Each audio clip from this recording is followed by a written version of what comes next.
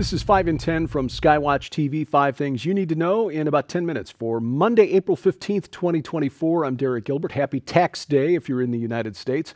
Item number 5 today, of course, is the attack by Iran on Israel. This was an historic event that took place early Sunday morning, late Saturday night, our time, as Iran launched its first ever direct assault on Israel, some 350 projectiles. Those were suicide drones and ballistic missiles launched from Iranian territory at Israel. However, 99% of them intercepted by air defense systems in Israel and also allies. The Jordanian Air Force going to the air. In fact, one of the princesses, King Abdullah's daughters, reportedly knocked down 5 drones herself as a pilot. Would that our politicians were so capable here in the United States. Only a small number of projectiles reached Israeli territory, but still, the video coming from Israel on Saturday night was surreal, like the still image from a phone video shot from the Temple Mount showing missile intercepts taking place, visible from the Temple Mount, showing these missiles over the Dome of the Rock. I mean, this really evokes apocalyptic images. Now, we're not trying to read prophetic significance into what happened on Saturday night, Sunday morning, but again, this was just a surreal thing. The Nevatim Air Base was targeted. That's in the Negev in the south of Israel. And it's because this is allegedly where the airstrike on Iran's embassy, the consular section of Iran's embassy in Damascus, took place on April 1st. And the attack on Saturday night was in response to that, according to Iran. Now, there are a number of ways to interpret all of this.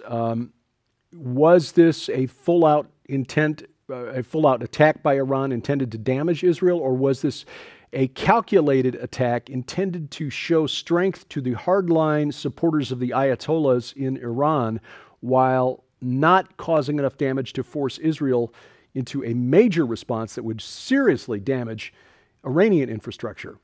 There are 2 thoughts on this. One is that, yes, the Ayatollahs knew they needed to make some kind of response to pacify their supporters, but they don't want to get involved in an all-out war with Iran, or with Israel, rather, that the Iranian government knows it can't win. As it is, world opinion has swung back in favor of Israel. It's been waning over the last 6 months. On October 8th of 2023, the whole world was united behind Israel, but that support began fading within days. And now the world back in support of Israel, mostly, although there are still calls from Western governments for Israel to exercise restraint, and more on that in a moment. Only 1 casualty reported from this attack. Again, 350 drones, missiles launched at Israel. The only casualty, a 7-year-old girl, Bedouin in the southern part of Israel, the Negev. This would be considered a minor attack, but as my dad used to say about medical procedures, minor is when it's happening to somebody else. When you're not actually the one underneath the missiles praying for the Iron Dome and Arrow intercepts and the Patriot missiles to do their job, it doesn't feel very minor at that point. Item number 4, Israel's response. To this point, Israel has not yet responded to the attack. Axios, which is a left-wing news outlet here in the United States, reported that members of the War Cabinet, specifically Benny Gantz, the opposition leader, who was, until recently anyway, tasked by the White House with overthrowing the Netanyahu administration, Benny Gantz and Gal Eidenkote, both of who are former IDF chiefs of staff, argued for an immediate response. In fact, they wanted Israel to launch before the Iranian drones entered Israeli airspace. Netanyahu, Prime Minister Netanyahu, is the one who said, let's wait, let's talk to the Americans, let's see what kind of damage the strike does, and calculate our response accordingly. This kind of blows a hole in the theory that Netanyahu wants a war to prop up his sagging poll numbers. Anyway, Iran has said the matter can be deemed concluded. This according to a statement from the Iranian consulate at the United Nations in New York. However, should the Israeli regime make another mistake, Iran's response will be considerably more severe. The War Cabinet meeting apparently has decided on a response, but what that response is at this point, we do not know. Again, it's hard to gauge what Iran's intent was. If Iran really was intending to do damage against Israel, then their strike could be considered a massive failure and a humiliating failure at that. On the other hand, if they were just intending to make a show of strength without actually hurting Israel, we're seeing realpolitik in real time here, and we will know better how to process this when we see it with 20/20 hindsight. Here's the other thing. Israel may not want to waste the grace period it now has while world opinion is behind it, because as we're seeing with Democrat politicians here in the United States, like Senator Chuck Schumer, it is suddenly popular to be pro-Israel again. Topic number 3, the U.S. response. President Biden telling Prime Minister Netanyahu to essentially stand down, to consider what happened Saturday night, Sunday morning, a win because of the relatively light damage it incurred from the Iranian attack, and just to take the win and not respond. I don't know that Netanyahu can do that any more than the Ayatollahs could take the attack on its embassy in Damascus without some kind of a response. The danger here, of course, is a regional escalation, with things escalating in the north with Hezbollah, which is a much better equipped, better trained fighting force than Hamas in the south. The interesting thing, the reaction of the Sunni Arab states in the Gulf, and we'll talk about that in just a minute. Again, President Biden and his cabinet counseling restraint on the part of Israel, which just appears to be the only nation on this planet that would be encouraged to show restraint after an all-out attack on its missile and drone attack. I mean, what Iran launched at Israel on Saturday night, Sunday morning, is arguably far greater than anything Russia launched at Ukraine during that ongoing conflict. And that leads to item number 2. How does this play out in the rest of the Middle East? There are a couple of things to consider here. First of all, the fact that Jordan actively got its Air Force involved in shooting down the incoming Iranian drones and cruise missiles.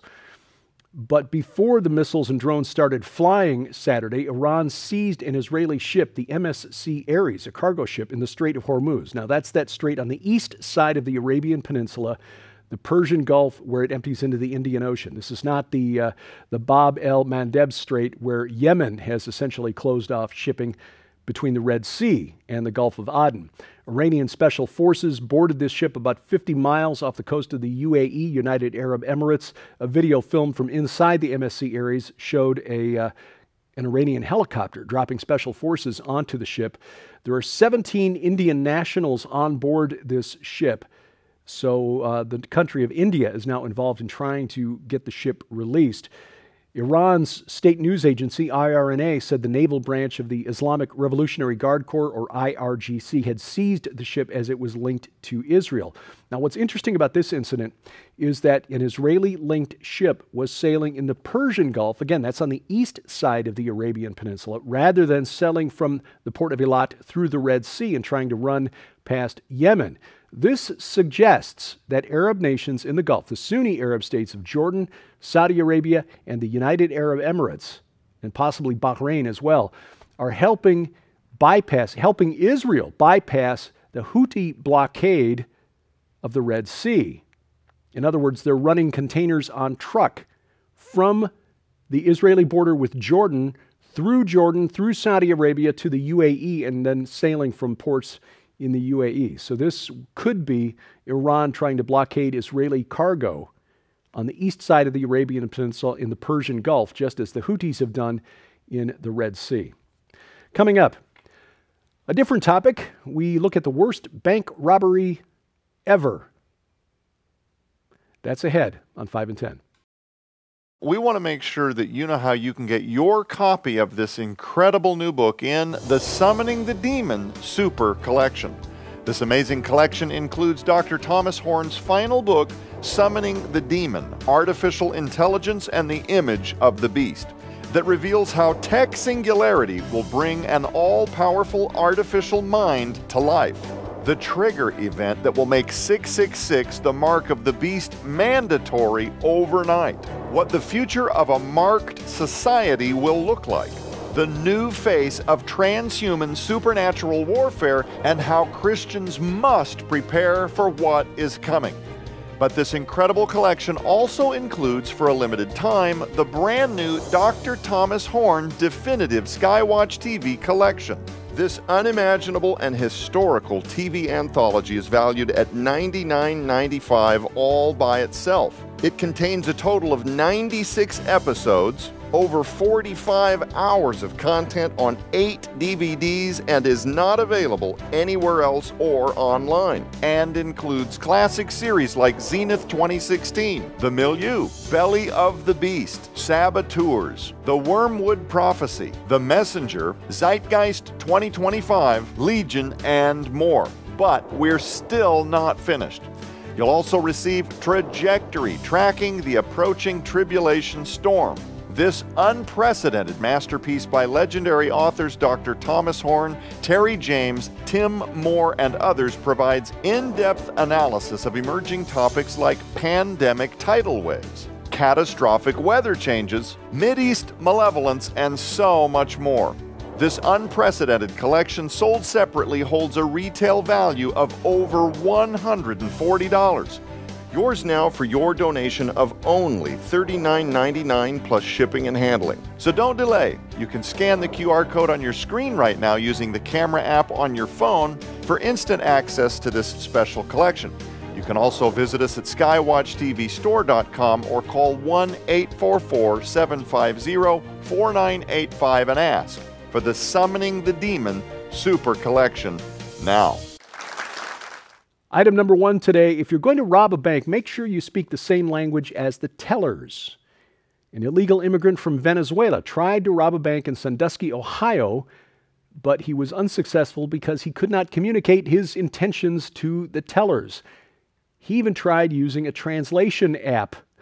This took place April 4th, around 11:30 a.m. A man called police saying there was a suspect in the bank trying to rob it. He wasn't talking, but he was trying to get around the counter. According to bank security video, still image on the screen here, the suspect was holding up his phone to the tellers. The suspect didn't speak English, but he was trying to use a translation app to communicate to the tellers, get the money, and put the money in a bag. But while he was doing that, others in the bank were calling the cops, and he now faces charges of attempted robbery, attempted theft, and criminal trespassing. Just a pro tip to potential bank robbers out there: speak the language of the people on the other side of the counter. Skywatch TV's virtual conference, Countering the Darkness, continues. You can still get 90 days full access to 24 presentations, and as a free bonus, all six Skywatch Films documentaries. Take advantage of this right now. It includes presentations from the likes of Rabbi Jonathan Cahn, Ryan Pitterson, Rabbi Zev Porat, and of course, the final presentation by Dr. Tom Horn. More information and registration online at defenderconference.com. That's defenderconference.com. The rise of artificial intelligence. Is it the Terminator scenario? That's the theme, essentially, of the book Summoning the Demon, the title taken from a famous quote now by Elon Musk, that creating AI is literally summoning the demon, his words. Don't miss these programs. You'll find them at skywatchtv.com. All of our video content is always there. You can also catch it right now at our Apple TV and Roku channels. Our broadcast schedule for this program, posted skywatchtv.com/channels. You can also watch it at Rumble. Rumble has not canceled us. Rumble.com/skywatchtv, or download our free mobile app, which guarantees we never get canceled, because we will not be canceled from our app. It's available for iOS, Android, and Amazon Kindle Fire phones and tablets. And we got links to the app stores for the app that's right for your device, posted at skywatchtv.com/app. Thank you for watching as we keep watch. I'm Derek Gilbert, and this is 5 in 10 from Skywatch TV.